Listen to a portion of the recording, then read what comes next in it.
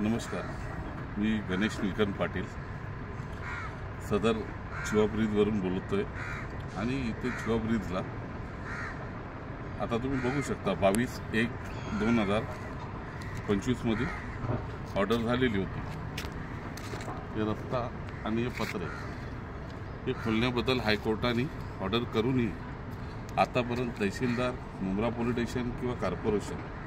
यांनी कोणत्याही प्रकारची याच्यावरती कारवाई केलेली नसून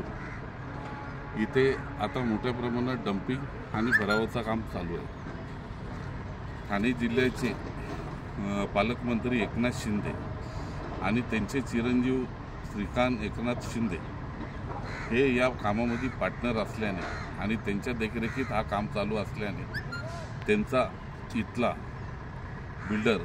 प्रवीण सखाराम पाटील मुक्ता बिल्डर हा इथले स्थानिक जे जमीन मालक आहेत, भूमिपुत्र आहेत, शेतकरी या लोकांच्या जमिनी हडपून बेकायदेशीरपणे त्यांच्या जमिनीवरती डंपिंगच्या नावावर भराव आणि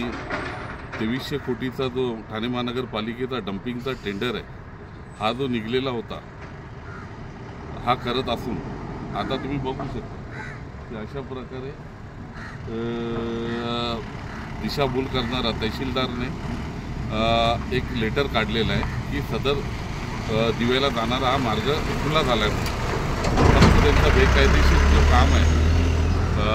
डंपिंग जी चालू आहे ते डंपिंगसाठीच त्या लोकांनी हे केलेलं आहे आणि हा फक्त इथून चिवा ब्रिजचाच रस्ता खुला आहे, त्याच्या पुढचा रस्ता तो बंद आहे आणि कोणत्याही पब्लिकला येण्या जाण्यासाठी इथून सक्त मनाई आहे। आणि ही सर्व कामं श्रीकांत शिंदे, एकनाथ शिंदे यांच्या सांगण्यावरून इथले स्थानिक अधिकारी करत आहेत। अधिकाऱ्यांना ज्या विचारला कंप्लेंट केली तर कोणत्याही प्रकारची याच्यावरती कारवाई होत नसून मुक्ता बिल्डर जो आहे तो इथे गुंड बसून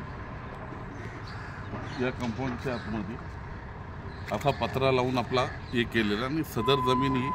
151 सर्वे नंबरची असून त्याचा मालक गणेश निलकंठ पाटील म्हणजे मी स्वतः या जमिनीचा मालक आहे आणि मालक असताना तिथे येण्या जाण्यास बंदी असून सदर गुंड्यांच्या देखरेखीमध्ये हा जो 2300 कोटीचा डंपिंगचा जो काम आहे बेकायदेशीर कोणत्याही प्रकारची परमिशन नसताना या लोकांनी हा व्यवसाय इथे चालू ठेवलेला आहे। आणि याच्यामध्ये महापालिकेचे डिप्युटी कमिशनर मनीष जोशी यांचा मोठा वाटा आहे आणि इथले स्थानिक तुम्ही बघू शकता कांदलवन विभागाचा इथे कॅबिन ठेवलेली आहे आणि कांदलवनाची कॅबिन ठेवून कांदलवनावर नैसर्गिक नाले बुजवणे, खाडीपात्रामध्ये मातीचा भराव टाकणं आणि मँग्रोवची कत्तल करणं अशा प्रकारचे गैरकारभार इथे होत असून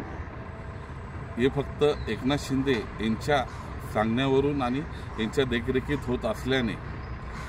आदित्य धर्मेंद्र गोयल आहे त्याच्या जमिनीवरती कुल लागलेले आहेत, कुलधारकांच्या आपल्या जमिनी त्यांच्याकडून बलकावण्याची कामं चालू आहेत। प्रवीण सखाराम पाटील जो आहे तो एक IASची परीक्षा दिल्याने एक शिकलेला चोर असून गरीब शेतकऱ्यांच्या जमिनी लाटणं, लुटणं आणि अशा प्रकारे मोठमोठे टावर बिल्डिंगी बांधणं हे त्याचा व्यवसाय आहे। आणि त्या व्यवसायामध्ये IAS IPS अधिकारी जे आहेत त्या IAS IPS अधिकाऱ्यांचा जो हवालाचा पैसा बोलतात 2 नंबरचा जो पैसा असतो आणि ते अधिकारी पण या कामामध्ये सहभागी असल्याने कोणत्याही प्रकारची यांच्यावरती कारवाई केली जात नाही। कलेक्टर, कमिशनर, सचिव, मंत्री, आमदार, खासदार अशा लोकांचा हा इथे काम चालू आहे आणि हा 226 एकरमध्ये त्यांना हा प्रोजेक्ट करायचा आहे आणि हा 226 एकरचा प्रोजेक्ट हा मुक्ता बिल्डर करेल एवढी त्याची लायकी नसून फक्त एकनाथ शिंदे याच्या पाठबळावरती हा बेकायदेशीर काम चालू आहे। आणि महाराष्ट्राचे मुख्यमंत्री असताना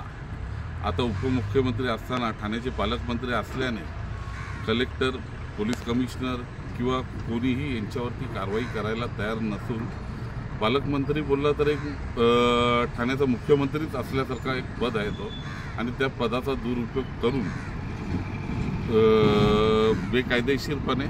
हा 2300 कोटीचा जो कचरा घोटाळा आहे यांच्याकडे राखीव जागा नसताना डम्पिंग करण्यासाठी हे शेतकऱ्यांच्या जमिनीवर बेकायदेशीर पद्धतीने तिथे डम्पिंग करत आहेत। आणि या कामाची चौकशी करण्यासाठी SIT मार्फत आणि यांच्यावरती गुन्हे दाखल करण्यासाठी देवेंद्र फडणवीस साहेबांनी स्वतः जातीने लक्ष देऊन यांच्यावरती कारवाई करावी।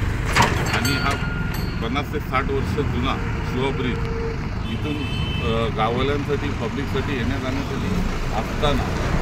तो बंद करून या लोकांनी यांचे 2 नंबरचे धंदे आणि जो 2 नंबरचा हवालाचा पैसा आहे तो कसा या प्रोजेक्टमध्ये वापरता येईल याच्यासाठी या लोकांनी हे सर्व केलेलं आहे। आणि याच्यात जे शेतकरी आहेत त्यांच्या जमिनी बलकावल्यात। MRT कोर्टामध्ये आपली जमिनीचे केसेस टाकून MRT कोर्टाचा जो जज आहे पाटील यालाही मॅनेज करून शेतकऱ्यांची नावं उडवली जात आहेत। प्रवीण पाटील याची मिसेस उर्मिला प्रवीण पाटील ही उपजिल्हाधिकारी असून आणि तहसीलदार उमेश पाटील या लोकांशी संमत करून इथल्या शेतकऱ्यांची सातबाऱ्यावरून नावं हटवण्यात येत आहेत। आणि मोठ्या प्रमाणामध्ये याच्यामध्ये भ्रष्टाचार आणि करत आहेत। तरी याच्यावरती लवकरात लवकर SIT मार्फत चौकशी बसून याच्यामध्ये जे कोणी सामील आहेत त्या लोकांवरती गुन्हे दाखल करून त्यांच्यावरती ॲक्शन घेण्यात यावी ही नम्र विनंती